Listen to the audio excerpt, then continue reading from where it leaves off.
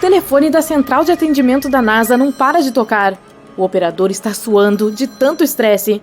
Ele mal tem tempo de atender o telefone e todas as mensagens recebidas dizem a mesma coisa. Tem alguma coisa piscando na Lua. De fato, centenas de milhares de astrônomos amadores estavam observando a Lua naquela noite. E, de repente, surgiu uma luz brilhante nela. É como se alguém tivesse acendido um poderoso holofote sobre sua superfície. Os cientistas começaram imediatamente a procurar uma explicação para o fenômeno. Primeiro, pensaram que se tratava apenas do brilho de um avião voando entre os observadores e a Lua. Mas nesse caso, não teria sido visto simultaneamente por tantas pessoas de diferentes partes do mundo. Outra suspeita era os satélites Starlink. Teoricamente, um deles poderia ter pregado uma peça nos astrônomos amadores. Eles poderiam ter pensado que a pequena luz do satélite era um flash de luz na Lua. Porém, mais uma vez, se tal satélite fosse o culpado, a luz não estaria estática, ela estaria se mexendo. Enquanto alguns cientistas continuaram à procura de uma resposta para esse mistério, outros decidiram investigar o fenômeno mais a fundo. Para isso, construíram um novo telescópio no norte de Sevilha, na Espanha. As condições de lá são bastante adequadas para se observar a Lua. O telescópio tem 2 câmeras controladas remotamente a partir de um campus na Alemanha. Se ambas as câmeras captarem qualquer fenômeno diferente sobre a superfície lunar, o telescópio será aproximado rapidamente dela para descobrir o que está acontecendo. Será necessária uma inteligência artificial avançada para fazer com que as câmeras consigam distinguir entre o fenômeno inexplicado na Lua e a luz de um avião, de um satélite ou de um pequeno meteorito que possa entrar na atmosfera terrestre. Enquanto o telescópio está fazendo sua investigação, nós já temos uma teoria que pode explicar o surgimento desses flashes brilhantes e redondos sobre a superfície lunar. Vamos lá! A Lua influencia as marés dos mares e oceanos da Terra com sua força gravitacional. Mas a Terra pode afetar a Lua da mesma forma. Só que essa força será 32 vezes e meia mais forte. Enquanto a Lua orbita a Terra, em determinado ponto, ela pode ficar muito próxima do nosso planeta. Então, a força dessa interação ficará maior. A essa altura, as forças das marés podem fazer com que algumas fissuras na superfície da Lua se abram, liberando gás de seu interior. Um poderoso jato de gás levantará a poeira lunar consigo, e o que vemos como um flash brilhante com nossos telescópios é realmente apenas uma névoa de poeira que é redonda e também reflete a luz do Sol. Se for observada de uma certa distância, parece mesmo um flash. Quando a poeira sobe, achamos que está acontecendo uma pequena explosão.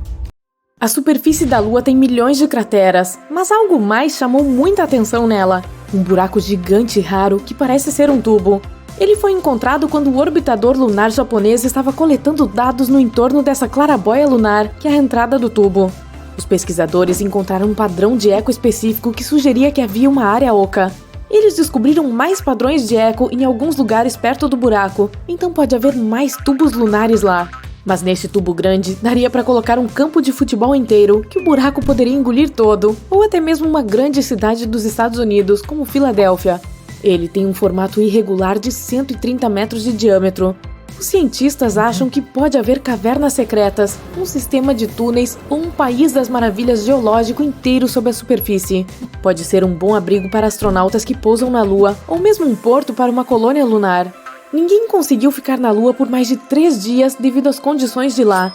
Ela tem uma ampla gama de temperaturas, baixa atmosfera e nenhum campo magnético que protegeria a vida na superfície de coisas como radiação ou fortes raios solares. Os astronautas usam trajes espaciais, mas estes não os protegem por longos períodos de tempo, mas um tubo de lava poderia. Quando um fluxo de lava esfria, ele vira uma crosta dura que depois fica mais espessa e forma uma cobertura sobre a mesma lava.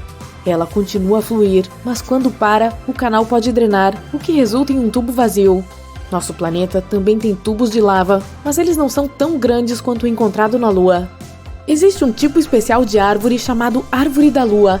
Ela é cultivada a partir de sementes que foram levadas ao espaço durante uma das missões e depois retornaram para a Terra. É um pequeno passo para o homem, mas um salto gigantesco para a humanidade, disse Neil Armstrong, o primeiro humano que pôs os pés na superfície da Lua. Ele esteve lá com Buzz Aldrin, passando 2 horas e meia na superfície lunar. A preparação para o projeto levou alguns anos e todo o equipamento que os astronautas carregaram pesava cerca de 80 quilos. Não foi fácil pousar na Lua. Muitas tentativas na história terminaram em fracasso. Por exemplo, os astronautas de um dos programas da Apollo, o Saturno V, tinham combustível suficiente para lançar as pessoas para a superfície lunar em apenas 3 dias, mas eles queriam economizar combustível, então demoraram mais de um mês para chegar lá. Não há GPS para dizer exatamente onde pousar. A espaçonave viaja rápido e tem que diminuir a velocidade no vácuo sem informações suficientes. Mas desde 1969, 12 pessoas já caminharam lá. A Lua é o único corpo espacial no qual os humanos pisaram até agora. O resto foi visitado apenas por robôs. Mas todas essas pessoas estavam lá apenas para uma curta visita. A NASA anunciou seu programa para trabalhar em uma presença permanente na Lua. Isso ajudaria na pesquisa científica e poderia ser um bom ponto para aprender como fazer o mesmo em outras missões, como a de Marte. Imagine ser a 13ª pessoa indo para o nosso satélite artificial. Aquele silêncio assustador, a poeira lunar sob seus pés e nada além de um céu escuro sem fim, com estrelas por toda parte. Mas você não tem tempo para admirar a vista. Há muitos problemas que precisa resolver antes de pousar. Em primeiro lugar, nossos corpos são como máquinas adaptadas às condições da Terra, como a gravidade, a atmosfera, o ar que respiramos e os alimentos que comemos. Essa é a visão geocêntrica da Lua. É o que vemos da Terra. A Lua surge, a Lua cai, a Lua surge novamente, a Lua gira ao redor da Terra. Mas não é isso que está acontecendo no espaço. Já passou da hora de copernicosar a Lua. Precisamos começar a ver a Lua de um ponto de vista heliocêntrico, como fazemos com tudo no Sistema Solar. Primeiramente, a visão geocêntrica das fases da Lua mostra a Terra estacionária, sentada no centro do caminho da Lua por um mês lunar inteiro. Mas a Terra não está parada. Estamos em rotação ao redor do Sol a uma velocidade muito alta, entre 106 e 109 mil km por hora. Portanto, qualquer imagem da Lua circulando por uma Terra estacionária é profundamente enganosa e realmente completamente errada. A visão heliocêntrica da Terra e da Lua se movendo juntas no espaço deve ser mais ou menos assim. Observe que a Lua não está girando ao redor da Terra, está viajando junto com a Terra ao redor do Sol. O caminho da Lua ao redor do Sol é um caminho sinusoidal para frente e para trás através do caminho sempre em movimento para frente da Terra. Observe que a Lua sempre avança também. Nunca vai para trás em direção ao Sol ou à Terra. A tripulação espacial estava se preparando para o lançamento há mais de 3 anos. Os preparativos para o pouso no estranho planeta incluíam a coleta e o estudo de amostras de rochas do Grand Canyon, a exploração de antigas formações vulcânicas na área de testes de Nevada e a investigação de respiradouros de gás e lava, lagos de lava e crateras em vários locais no Havaí. Para poder resistir às condições da microgravidade, os tripulantes aprenderam a andar em sentido oblíquo, sendo amarrados e suspensos pelas laterais e tentando se mover ao longo das paredes. Tiveram que testar seus limites por meio de dietas intensivas e regimes de sono para garantir que ficariam seguros no espaço sideral. Levaram 3 dias, 3 horas e 49 minutos para chegar à superfície desse novo mundo em um lugar chamado Mar da Tranquilidade. Eles poderiam ter ido para o Oceano das Tempestades ou para a Baía Central, mas escolheram este lugar para pousar, pois tinha boa visibilidade e era relativamente regular e facilmente alcançável com o mínimo de propelente possível. Uma das primeiras coisas que notaram quando chegaram lá foi que, bem, o lugar cheirava mal. Isso pode parecer com o começo de uma história de ficção científica, mas na verdade é o verdadeiro relato sobre como a missão Apollo 11 pousou na Lua em 20 de julho de 1969. Desde então, a Lua teve 12 visitantes humanos até hoje. Pensamos nela como nossa vizinha espacial, mas ainda há muito que não sabemos sobre esse misterioso satélite. E isso não deve surpreender, já que a Lua está sempre nos mostrando a mesma face.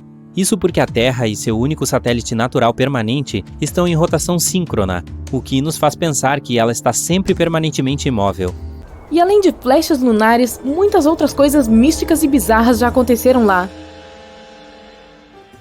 Lá atrás, no ano de 1178, 5 monges afirmaram ter visto a Lua, com o formato de um chifre, começar a se dividir em 2.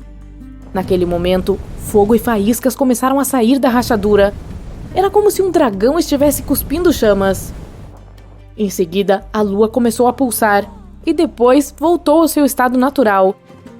Esse fenômeno se repetiu mais de 10 vezes e as chamas tinham formatos diferentes a cada vez. Quando o pesadelo acabou, a Lua ficou preta. Só no século XX é que os cientistas tentaram explicar o fenômeno.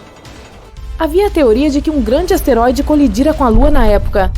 E que foi esse asteroide que criou a cratera de Giordano Bruno, que tem 22 quilômetros de largura. Mas nesse caso, milhões de toneladas de fragmentos do asteroide teriam atingido a Terra também.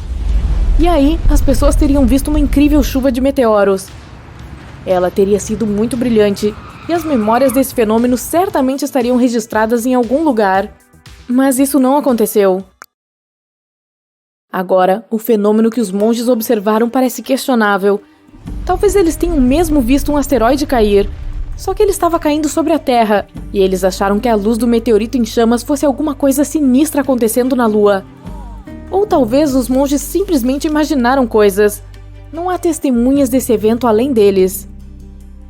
Outro fenômeno inusitado são as luzes azuis e vermelhas na Lua. Elas podem ser vistas quando esse satélite está na fase minguante, e isso ocorre com mais frequência na cratera Aristarchus. Os flashes vêm e vão de forma super rápida, parecem relâmpagos. Na verdade, é eletricidade. As forças da maré são responsáveis por isso também.